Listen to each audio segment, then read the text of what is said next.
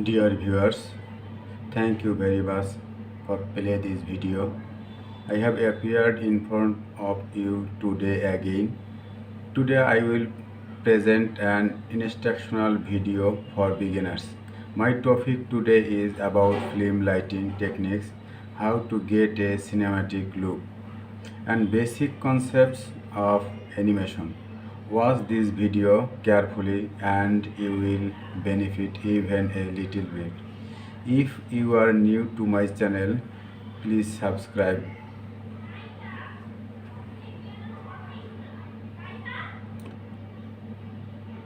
Shooting projects on a budget can mean limitations on your gear. So how can you maintain a cinematic look without a cube track full of lighting equipment? In today's post, we will examine what exactly it means to have a cinematic look. Then we will break down several lighting techniques that are achievable on any budget. Although cinematic lighting is predicated on creative interpretation, these principles of film lighting can form the basis of your creative choices. To show this, we have taken several examples of how the best DPS, directors of photography, create specific cinematic effects with thoughtful lighting setups of their own. Prepare to be inspired.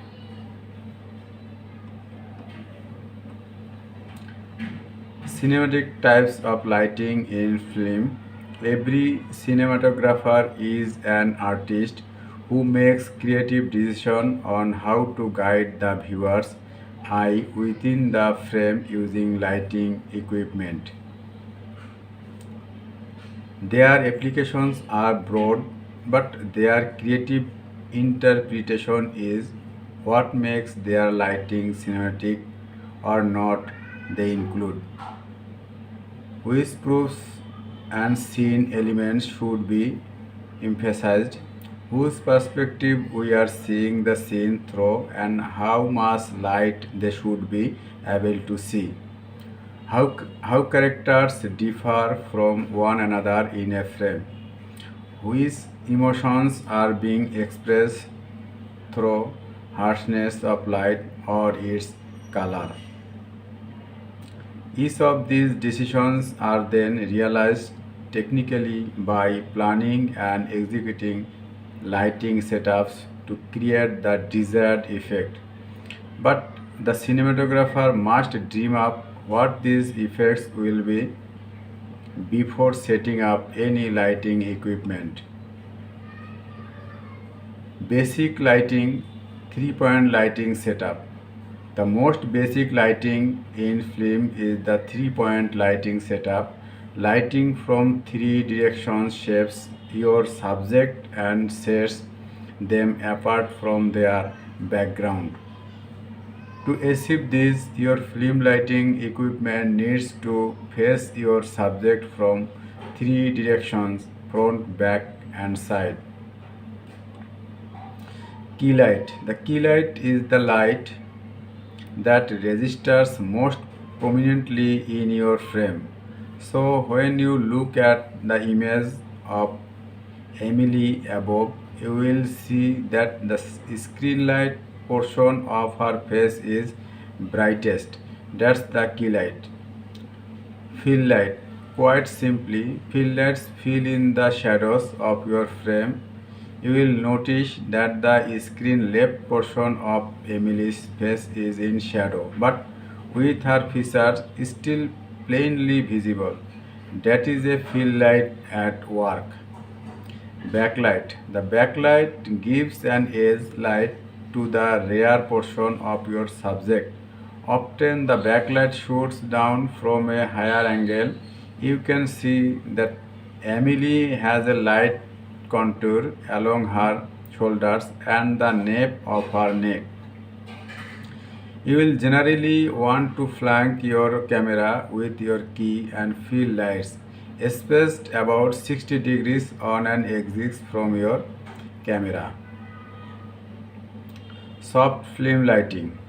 When talking about how a scene should feel emotionally, one thing that is referenced by cinematographers frequently is how hard or soft lighting should be. The hardness or softness of light concerns how large a light source is and how it affects shadows on your subject. Hierarchy light. This is an effect created by heightening the key light and using fill lights generously. This keeps the lighting bright and balanced in your frame, creating almost no shadow. This balances the lighting from object to object in your frame, which is known as your lighting ratio. Diffused overhead lighting. You can soften a light source with diffusion materials like gels or signage lanterns or to reduce shadows. This is great for shooting close-ups. Hard film lighting. Conversely, smaller light sources including bright sunlight will heighten the shadows on your subject.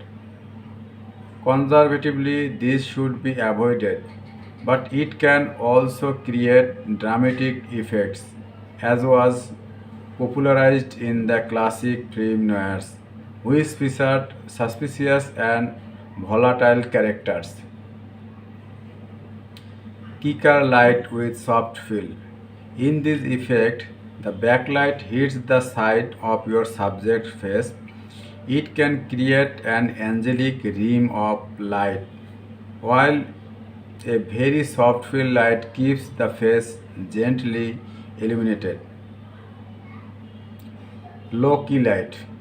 Low key lighting refers to minimizing or eliminating the fill light your shoot so that it is intentionally shadow. This can create dramatic, suspicious, or even scary effects. Motivated lighting.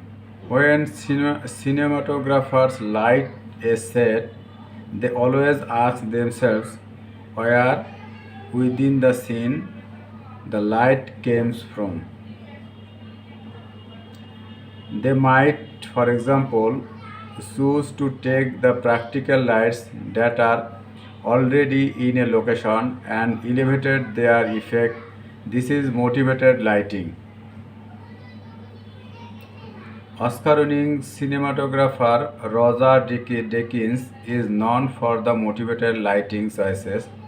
Consider this shoot from his work on the assassination of Jesse James by the coward Robert. As you can see, the lighting in this scene is motivated by the lanterns carried by the actors. When motivated lighting is done right, the audience is unaware of the artifice at work. Practical set lighting. Oftentimes, using existing lamps and light sockets around the set can be used to light a scene. This is referred to as practical lighting and is particularly useful when you need to reveal wide portions of the set or move around it in longer takes. This was the case in the dinner scene in Moonlight. In an interview for TIFF Originals, DP James Laxton spoke about how he used practical set lighting to keep his location visible in white frames. If there is any mistake in my video, please comment. Any comments will make my way easier. Your valuable comments will motivate me to make new videos. Thank you for watching my video. Like and subscribe my channel. See you soon again next tutorial. If you are new to my channel, be sure to subscribe.